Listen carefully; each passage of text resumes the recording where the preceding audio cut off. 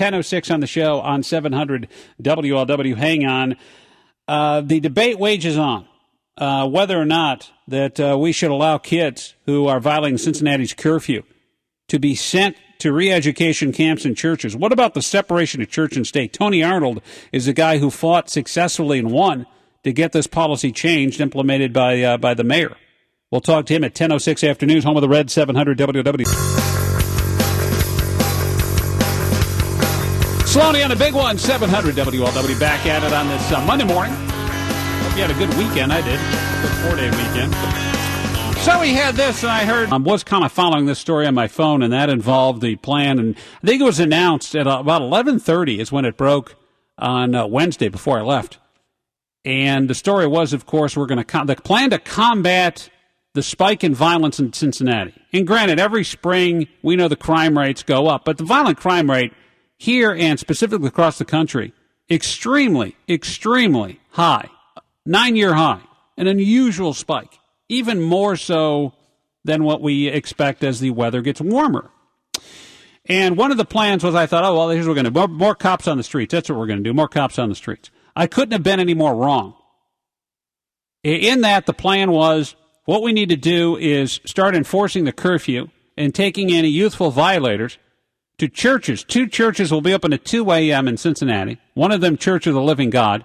And we're going to dump them there until their parents, guardians, or handlers can show and pick them up. If not, we're going to basically keep them locked up in the church, which to me would be a nightmare if you're a kid. Now, one of the people responsible for getting this changed, because the new plan now is they're just going to take them to community centers, because the argument is the separation of church and state. And, of course, we have a very prominent constitutional bill in there that says the government cannot sponsor or endorse religion.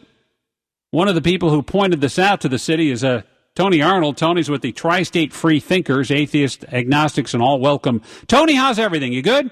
I am well, and thanks for having me on this morning. Anytime. And I wanted to come on not to crow about what happened, but actually to applaud city leadership. You mentioned what happened on Thursday. They announced this press conference, and what actually happened was citizens of the city started contacting our organizations, kind of in an uproar, wanting to know what to do.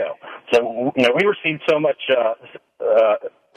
information and so many emails that we decided we just put out an action alert and, let people know where they could contact the city and Chief Jeffrey Blackwell. Mm-hmm. And it certainly wasn't me or our organization that did this. It was the citizens of Cincinnati.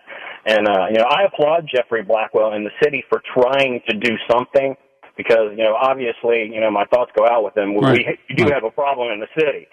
This just wasn't the right answer. And, if you saw that press conference and the video that went with it, you saw the pastors there. Yeah. And the key word was that they were going to drop them off at the churches for counseling. And, we couldn't get any information with regard to the counseling, what was going to take place. We actually have members of our organizations who are citizens on patrol, and we're active in the community. We just don't wear it on our sleeve. Right. Would it be reasonable? Let's say, because we don't know what kind of counseling there we're going to get. Would it be possible, in your eyes, Tony Arnold, and the Tri-State Freethinkers, to have these children under curfew go to church and not have them basically be preached to, but rather consoled? Would that assuage your fears if that were to happen? Well, if there were no other options, then and it was clearly stated that this was just simply going to be a drop-off place. But the city actually does have options. The fact that they changed this, as soon as citizens started writing in, they changed this, I think, within 24 to 48 hours. So obviously they had options. I'm sure they checked with their lawyers and what was the right thing to do with regard to separation of church and state issues. And I applaud them for making that change. Right now in our country, you can see polls and stats of non-religious rising, and that's a constituency that candidates, city officials have to kind of accommodate and deal with. And I applaud Chief Blackwell and the city for what they did. I'm sure that, some of that went against, what they actually wanted to do. but in the long run, they did the right thing. And in return for the citizens who wrote those letters, we need to now step up and make sure that we are volunteering at these events. We already do. We have plenty of volunteers, but in order to affect change and actually help the city, I actually reached out to Police Chief Blackwell and asked him to either come to our group or address our group with what we can physically do to help with the situation. And most certainly the churches who offered the facilities, this is no reflection on them, their beliefs, or their facilities. I would strongly encourage them to come to the place where they moved this to, the community centers, and please volunteer. This isn't about religion. This is about helping our community and helping these children. I got you. Tony Arnold with the Tri-State Freethinkers on the show on 700 WLW, taking not the credit, but saying we're the conduit to the government to try to get this thing changed where the kids who are breaking curfew not taken to churches but rather a community center. Now, if the reverends, like for example, Ennis Tate showed up to the community center as a counselor, would the Tri-State Freethinkers have a problem with that? Absolutely not. We would encourage that. As long as it's not pastoral in nature, of course, if they're generally offering these students or teenagers advice and, giving them good advice on how to stay off the streets. And, I think you and I both know that this curfew isn't necessarily going to solve the violence problem. It's getting teenagers out of harm's way, and it gives the police a right to come up to someone they ordinarily could not approach for a conversation with regard to what they're doing out at a certain time of night. We both know that that's what that's for. Yeah, and that's a worthwhile thing to do given our situation in our city. But with regards to the church people and the people who are volunteering at their church, absolutely, please do come, volunteer your services, and help clean up our streets and help kind of educate and help guide our teenagers. And we many of our members will be there as well. Here's Tony. Here's why, in essence, I get it. Separation of church and state. We have the Establishment Clause, but I think if you're really to put everything aside and look at this, what the better option is to get kids from committing these acts and getting them out of basically off the street, is that the church is a better option than the community center. You know why that is? Why is that? Well, because the community center is like, it's a community center. They have pool tables and basketball and maybe a pool and weight. There's stuff I can do there. If I am forced to go to church, Tony, no kid likes to go to church. So to me, that's like a deterrent in the sense going, wow, if they catch me, I'm going to have to go to church for a couple hours as opposed to a community center, which sounds like a good time. I'd rather force them to go to church because very few kids want to go to church. I can also see how that would help our cause because perhaps probably would, right? You should be for this. But so maybe this is going to backfire. But overall, I seriously applaud Chief Blackwell for doing what he did and the city for doing what they did. We are behind them. This wasn't anything that we wanted to crow about. Actually, the only reason I'm on here is because a couple of the news stories that came out kind of. Put it in a little bit of crow. There's nothing wrong with self-congratulation there, Tony. It's all good. Well, the city has a mission, something that they have to accomplish, and we're in it with them. So, and like I said, they did a very good job in accommodating very quickly, and I'm very proud that they did this. As long as I got you here. I'm reading article after article here regarding and I wouldn't say the end of religion. We're going to have religion in some way, shape, or form, but the number of younger people, millennials who are declining any religion whatsoever. Not necessarily increasing the number of atheists and agnostics, but rather people who simply don't subscribe to traditional standard religions. To what do you attribute that to? Well, I mean, there's so many different variations of what we call religion. Within Christianity itself, there's some 2,000 different versions with different edicts and different gyrations that you have to perform to accomplish the end means. And, a lot of it's local, and, there's so much information out there that, and people are smart. They figure this out. When I mentioned that 30% are non-religious, that doesn't necessarily mean that 30% are atheists and activists. Right. That means that they declare no religion. Some of those people, actually believe in a higher being or some or something along those sorts, but they don't identify with religion. And I get that. And, slowly I think society is evolving away from religion, and we will treat those who are religion with more respect than it was reciprocated in the beginning. And, it's not about actually, when I debate people, I make sure that I respect the person, its ideas that are subject to debate, and in some instances ridicule, but the person should always be respected. Yeah, and that makes sense to me. And I think too, obviously, like things like church scandals and the rest, kind of playing into that as well. Yeah, and one thing as well that I should mention is churches have thousands of years of a mechanism for doing stuff within the community. They have a built-in PR director at every church, paid for by tithing.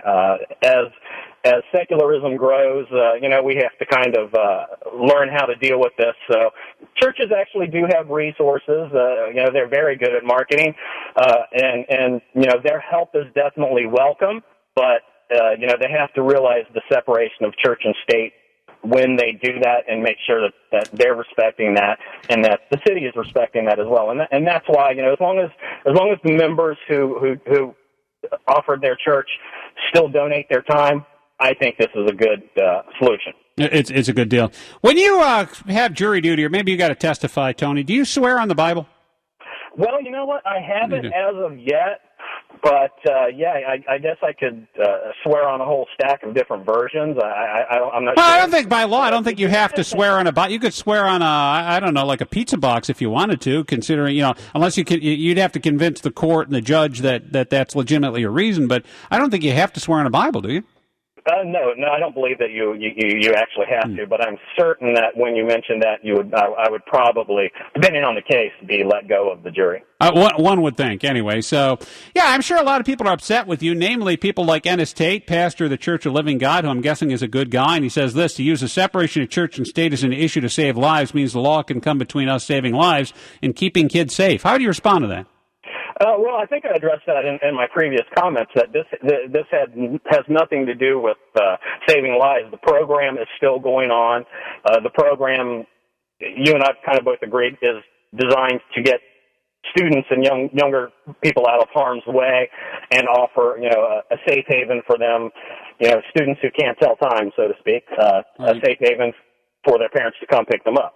I would sit down and have a conversation with any one of these reverends, and I guarantee you by the end of that conversation we would most likely be in agreement and shake hands. I have several religious friends and confidants who I respect their works and I respect their opinions, and almost everyone to a T has said that this was a good resolution. This was the proper thing for the city to do. Tony Arnold, Tri-State Freethinkers, thanks again for the time, buddy. Always good. Thanks for having me. Yeah, have a good one.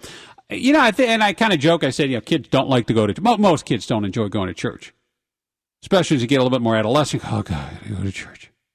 And then something happens later in life. You kind of turn your back on it, and then something happens when you become maybe a parent or an adult, and you come back to it. Now, there's obviously young people who love going to church and part of it, and there's something there for them, and youth groups and the like. I don't discount all of them. However, generally, that was the way it was growing up. May still be that way for you today. I know full-grown adults who, when they go visit their parents, have to act like they're still going to church. And then go through the whole motion like they go to Mass every week, and then they really don't. It's just easier to keep the peace that way. But, the idea here is to get kids to avoid a particular part of behavior. I say, I think the church angle is a lot better because kids are looking at, God, if I get caught, I got to go to church. It's not worth it. Whereas going to community center sounds like it's a lot of fun. Now, to me, the best solution for a lot of things, instead of going to church, instead of going to community center, would be, okay, if we catch you breaking curfew, you're going to have to do X amount of hours of public service.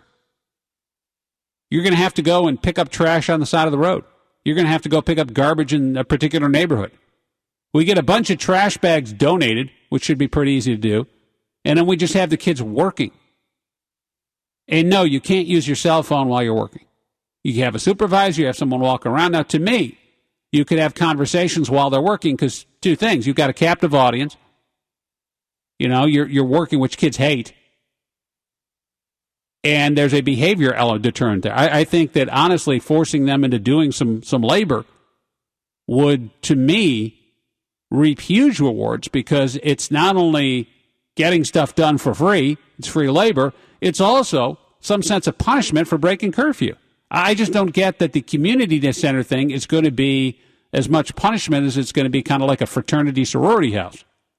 513-749-7000, 800, the big one. It's pound 700 AT&T. Scott Sloan back with your forecast and news on the way in 8 minutes. Fox 19 weather now forecast. Good right now. I got some sunshine, scattered showers and thunderstorms building in for late afternoon, early evening. And we get up to 88. Same threat tomorrow, okay? 79 at the big one, 700 WLW with Sloaney. And on the subject of religion, Keith Fairfield, you're on the show. Good morning, Keith. Well, I wouldn't say it's so much the subject of religion. Let me just explain something that I've witnessed for myself in my own life. Yeah. Okay, my father was not a Christian, although he lived in a Christian family. Mm-hmm. And his father was a police officer with the City of Cincinnati Police. It was actually where the Precinct restaurant is still now. Okay? Tusculum Avenue. A little bit of history right there. Delta and Tusculum. Yeah. All right. So my father goes to war, had to stay a full year in Japan and Nagasaki after the war was over. You understand the significance? I got you there, yes. Nagasaki, a year after the war. Not good. Comes home and decides that, he hears God speaking to him. His grandmother, my great-grandmother, was the caretaker at Columbia Baptist Church, which, by the way, was involved heavily with the Underground Railroad, because they used to show me where they'd help hide the slaves who escaped from Kentucky into Ohio. I don't remember anybody complaining about separation of church and state there, but nonetheless, right. My father then decided that he wanted to be involved with young people because he knew what it was like when he grew up in that area. And so there were actually some situations where some of these kids would try to beat him up. I mean, he was one man against many. Mm-hmm. And after he'd kind of slap him around a little bit, sit him down and talk to him about Jesus. I mean, you can't let people beat on you. Right.